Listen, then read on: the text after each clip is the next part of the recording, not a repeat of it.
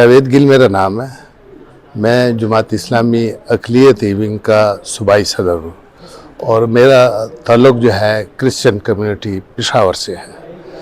آج کا دن minority day جو ہے وہ پاکستان میں 11 اگست کو منایا جاتا ہے. آج کا جو پروگرام جو پشاور میں منعقد کیا گیا ہے یہ گورنر خیبر پختونخوا محترم جناب فیصل کریم خان کنڈی نے منعقد کیا ہے.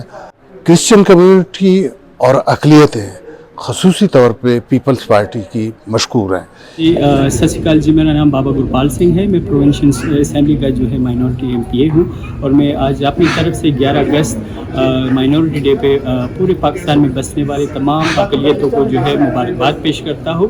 اور اس دن کا منانے کا جو بنیادی مقصد ہے وہ یہ تھا کہ 11 اگست 1947 کو قائد اعظم محمد علی جناح نے پاکستان بننے سے پہلے مائنورٹی کے ساتھ ایک خطاب کیا تھا جس میں انہوں نے کہا تھا کہ یہاں پہ تمام تر مائنورٹی جو ہے اپنے عقیدے کے مطابق جو ہے وہ آزاد ہے. جی، میرا نام ہارون سرفدیال ہے اور خیبر پختونخوا سے تعلق رکھنے والا ایک پاکستانی ہندو ہوں.